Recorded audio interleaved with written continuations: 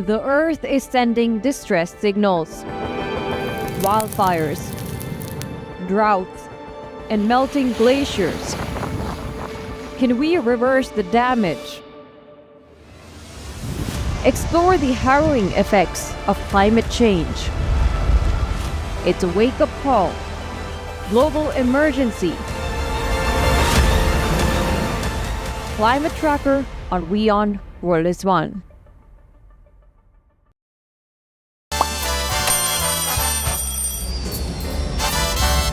Vielleicht nur als 5%.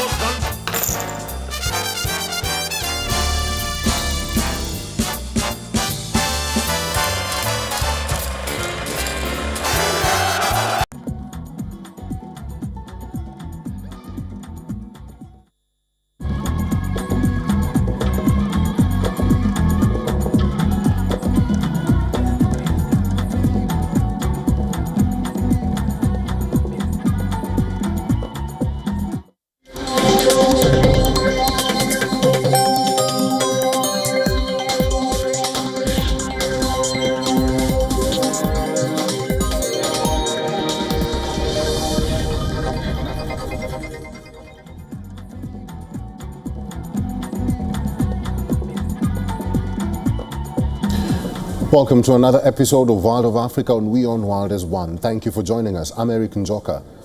Rwanda and the Democratic Republic of Congo signed a peace deal last week in Washington to end fighting in eastern DRC, although questions remain over what the agreement means and who stands to benefit, with President Trump using the occasion to boast that the United States had secured lucrative mineral rights.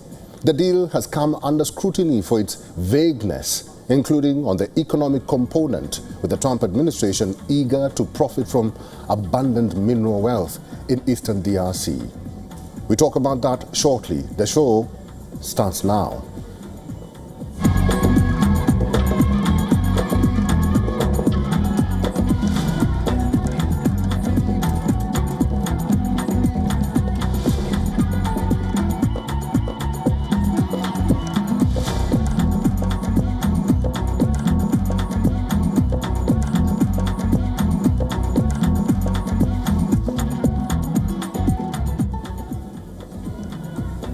President Donald Trump celebrated a U.S.-brokered peace agreement between Rwanda and the Democratic Republic of Congo at the Oval, touting the potential pause in a decades-long conflict as he sought to build his image as a global deal-maker. It was the latest in a flurry of global peacemaking efforts Trump has undertaken to mixed results, working phones and meeting personally with leaders to resolve a conflict. But will this newfound peace in Central Africa hold? Let's find out in our cover report this week.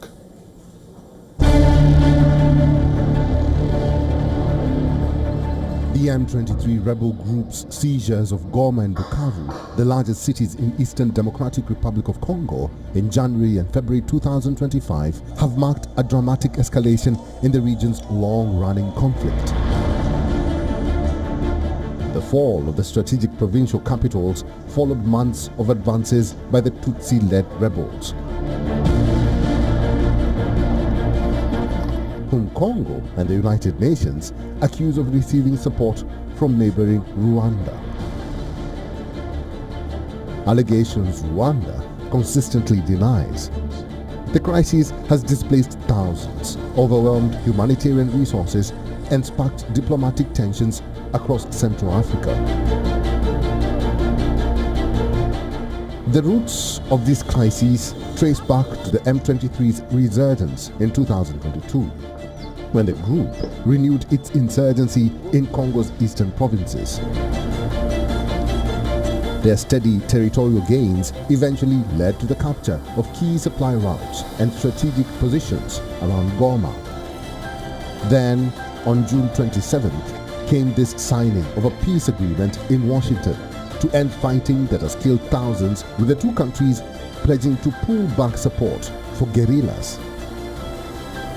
The agreement comes after the M23, an ethnic Tutsi rebel force linked to Rwanda, sprinted across the mineral-rich east of the DRC this year, seizing vast swathes of territory. They had a lot of war, right? A lot of fighting, a lot of death. It's displaced countless people and claimed the lives of thousands and thousands. But today, the violence and destruction comes to an end, and the entire region begins a new chapter of hope and opportunity, harmony, prosperity, and peace.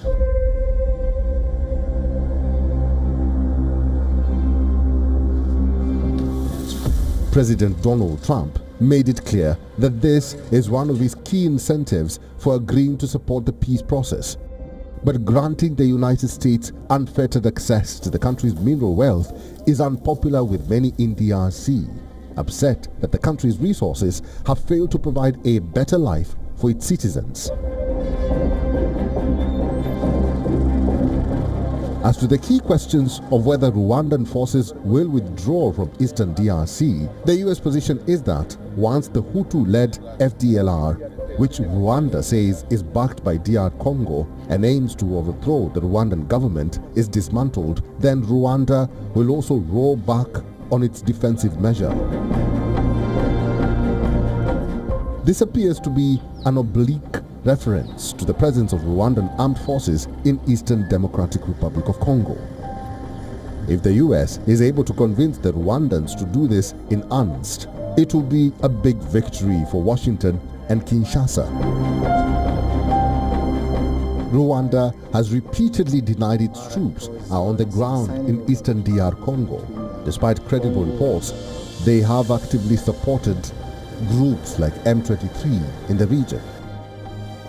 Reuters reported that Congolese negotiators had dropped a demand that Rwandan troops immediately leave Eastern Democratic Republic of Congo. Rwanda had sent at least 7,000 soldiers over the border, according to analysts and diplomats, in support of the M23 rebels, who seized Eastern Congo's two largest cities and lucrative mining areas in a lightning advance early this year.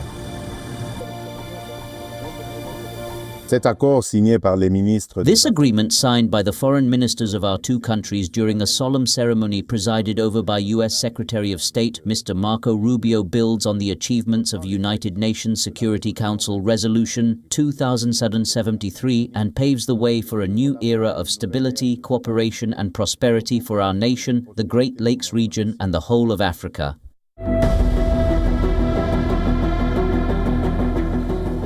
Residents of Goma had varied opinions after the landmark peace agreement that is meant to foster a permanent truce.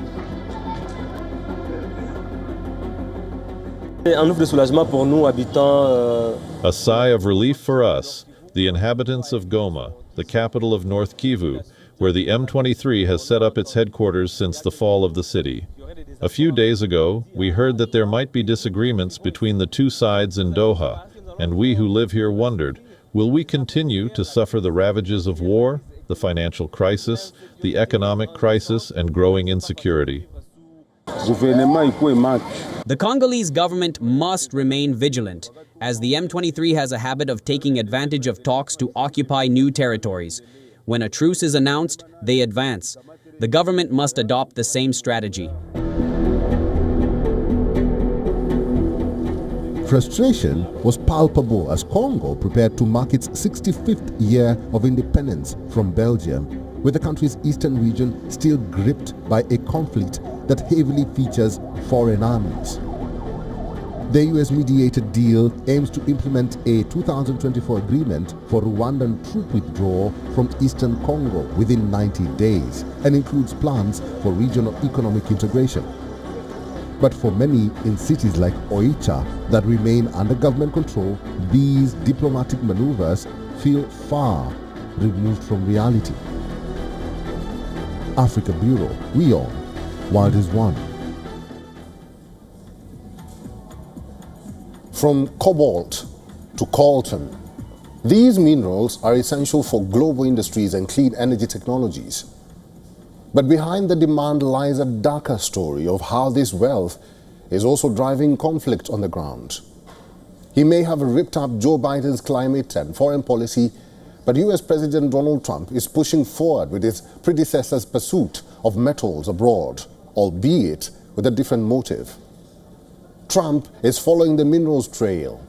The pursuit of these critical minerals is for weapons, not clean energy. Here's a report. Stimulating American private sector investment in the DRC, particularly in the mining sector, has been a clarion call of President Trump since returning to office this year.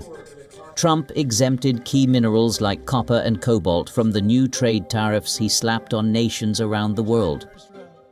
The DRC and Zambia are among the world's leading producers of these two minerals. The DRC is sometimes called the Saudi Arabia of the electric vehicle age because it produces 70% of the world's cobalt, a key component in the production of lithium-ion batteries that power phones, computers, and electric vehicles. Electric vehicle sales worldwide are predicted to grow from 6.5 million in 2021 to 66 million in 2040.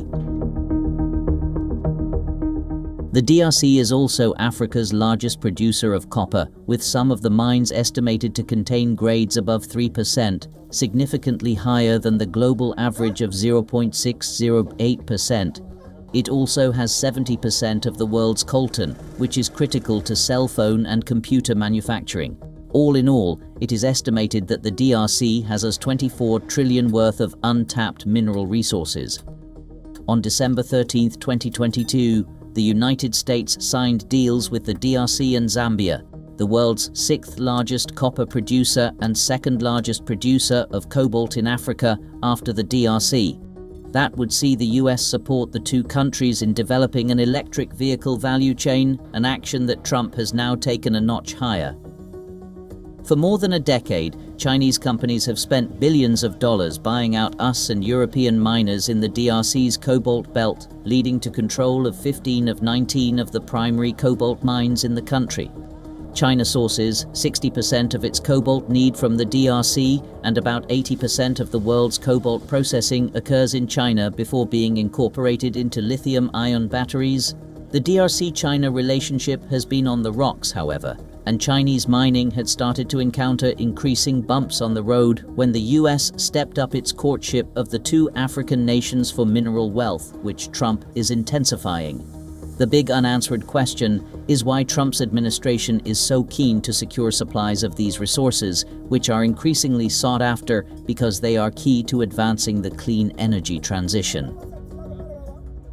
The region is very rich in mineral resources like coltan, like cobalt, copper, and these other resources that are very important for production in the West. And you have a lot of illegal owned mines by militia groups. You'd find also Western parties like the US have owned mines before in the Eastern DRC. Of course, during the Obama administration, they sold some of these mines to China, which owns a lot of mines in the Eastern DRC. And parties to the conflict till this day are still very focused on their interest in these mineral resources. 9 months before M23, the rebel group backed by Rwanda seized the city of Goma last week. Its fighters took Rubaya's coltan mines. The dull black metallic ore is refined to tantalum, a heat-resistant powder used in capacitors for high-tech devices. The mines are a cash cow. Since taking Rubaya, the group is estimated by the United Nations to have earned $600,000 a month by imposing taxes on the coltan trade. Now, the capture of Goma gives the M23 group and its Rwandan sponsors even greater control over an area, rich in not only coltan, but also tungsten and gold. Deeper in DRC are huge deposits of cobalt, tin, and copper. The race for such minerals did not cause the wars which have ravaged eastern DRC since the 1990s, but their riches have since become a significant motivation for the dozens of armed groups. Rwanda's motivations are more murky. The country strongly denies being behind the M23 group or having designs on its neighbors' minerals. Yet minerals from eastern DRC are hugely important to Rwanda's economy and had been smuggled over the border long before M23's recent advances. The chances of the rebels getting to the capital nearly 1,000 miles from Goma are thought to be slim, but their advance already poses a headache for Rwanda's allies. Rwanda has successfully positioned itself as a beacon of African progress and made itself useful to allies, for example by staffing peacekeeping missions and becoming a partner for the UK's aborted asylum scheme. When M23 previously captured Goma in 2012, international pressure on Rwanda quickly forced a withdrawal. In a world distracted by Ukraine and the Middle East and with a more isolationist America, it is unclear whether similar pressure will be employed. Africa Bureau, WION World is One.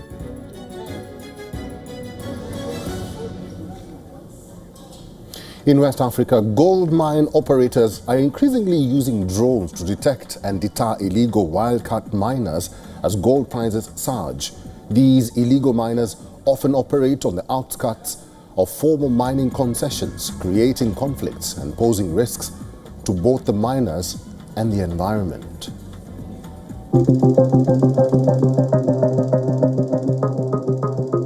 As the afternoon sun beats down on Goldfield's sprawling Tarkwa gold mine in southwestern Ghana, 3 men launch a drone into the clear sky, its cameras scanning the lush 210 square kilometer tract for intruders.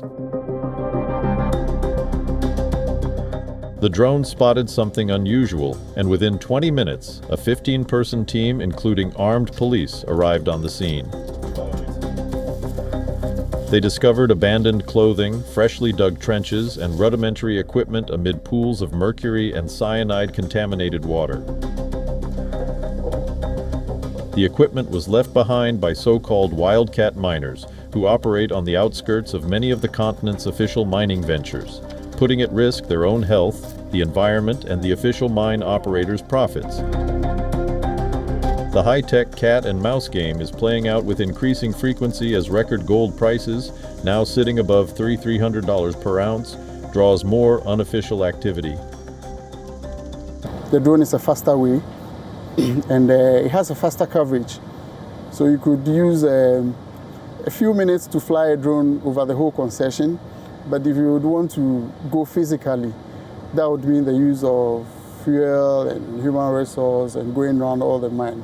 So the drones and tech has been very helpful in fighting crime on the mine. Sub-Saharan Africa's unofficial mining operations provide critical income for nearly 10 million people, according to a May United Nations report.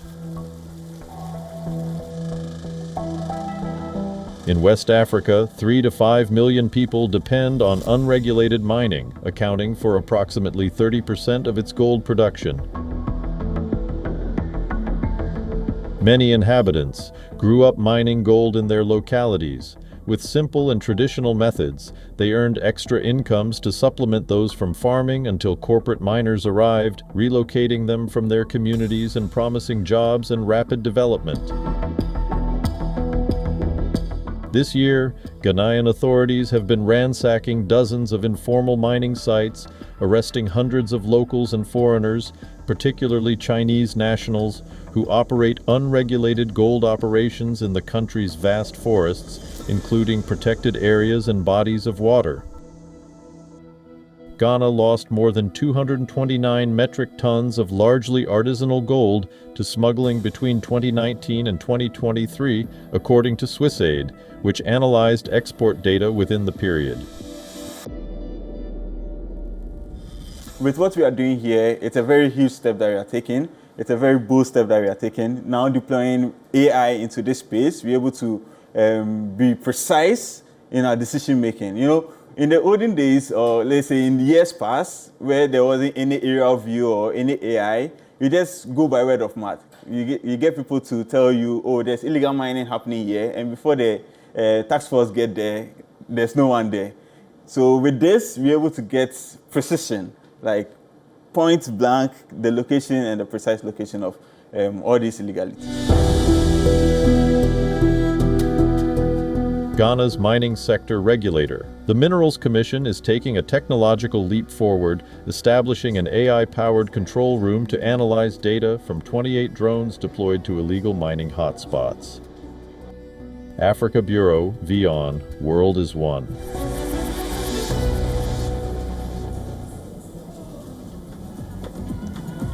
Nicknamed the diligent artist, Adebayo has carved out a unique niche in Nigeria's vibrant art scene by speeding painting.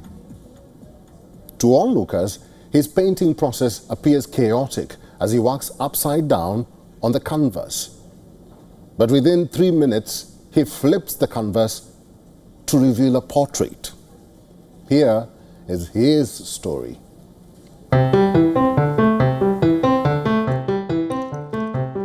In a modest studio in Nigeria's capital, artist Adebayo Sion selects his brushes as he prepares to create a portrait in minutes rather than hours. Today he is painting Bob Marley. To onlookers, the process appears chaotic as he works upside down on the canvas, but soon continues methodically, adding layer after layer of paint, and after just 3 minutes, flips the canvas to reveal the instantly recognizable face of the late reggae legend.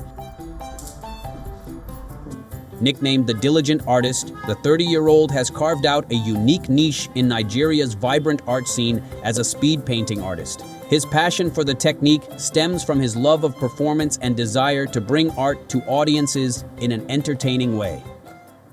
I'm a painter, so how can I actually make this like in a performative way?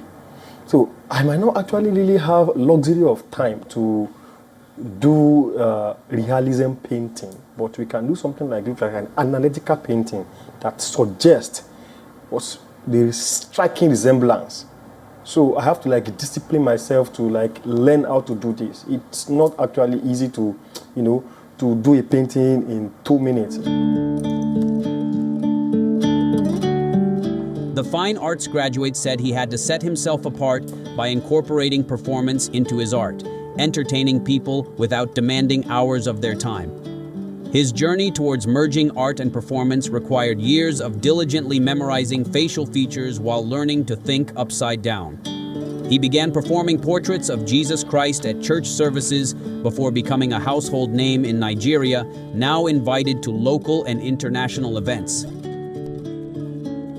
For me to start doing it and it's looking like the person on the spot, people can actually predict that, oh, this is doing this person, this is what he's trying to do. But by the time I'm doing it upside down, and people cannot actually predict what I'm doing.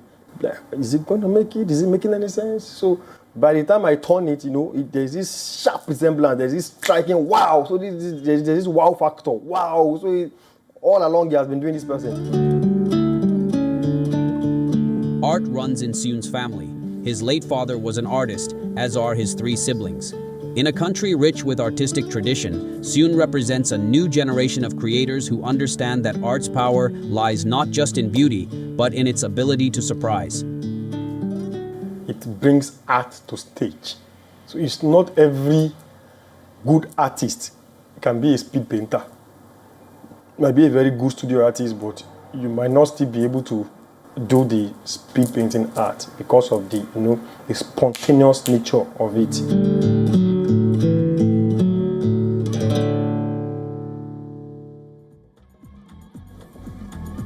Kenya's northern Kakuma refugee camp is home to more than 300,000 people who have fled conflict in dozens of East African countries. For the children there, traditional and modern dances are helping them to distract themselves as they face an uncertain future due to funding cuts. Here is their story. Beads of sweat drip from the faces of young girls and boys as they dance to the rhythm of traditional drums and open calabashes. These are refugee children. Some were born here in one of Africa's largest camps.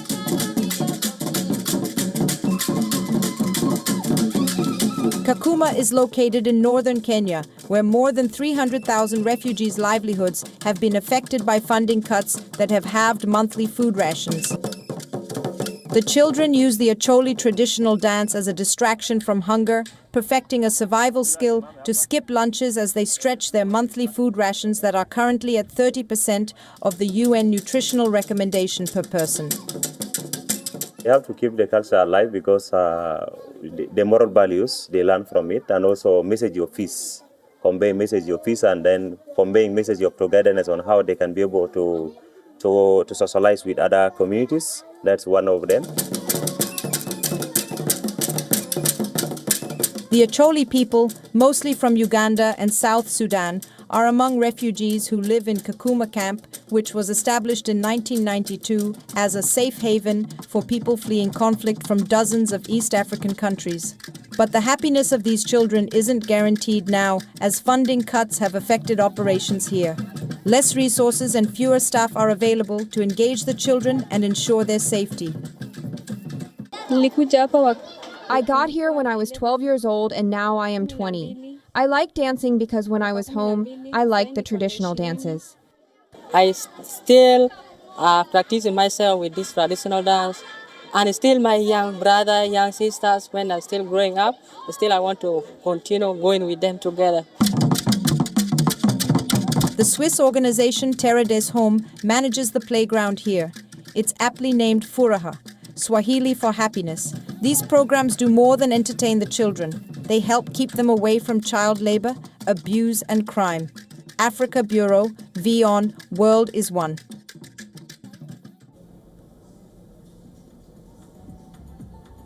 And that's all the buzz in Africa this week. All our social media platforms are open. Talk to us there. Your story always matters to us. Thank you for watching World of Africa on WION World is One. I'm Eric Njoka. I will see you on the next episode.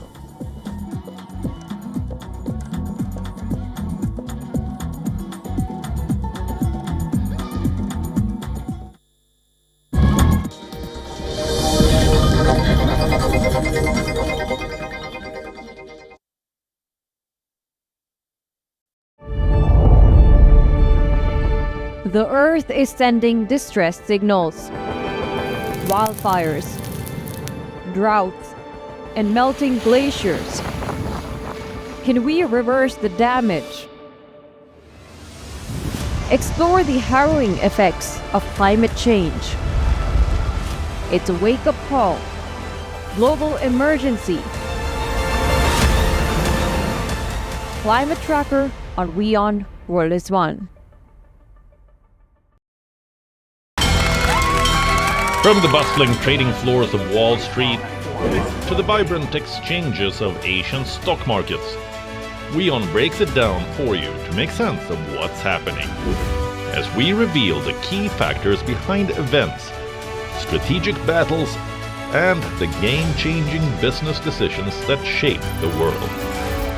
We bring you all of this and more on World Business Watch.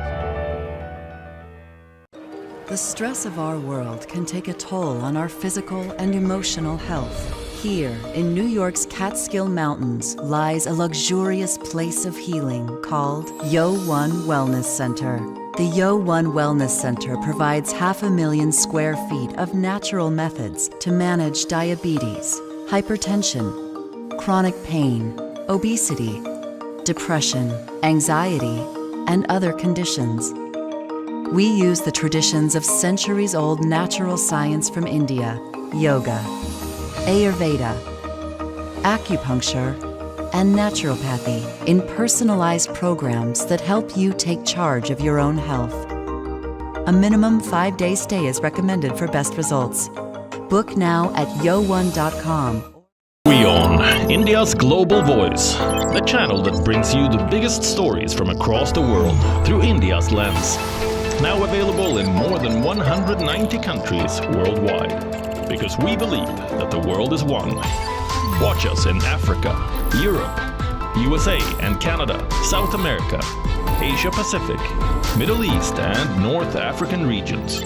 Also available on these digital platforms across the world. WION, World is One.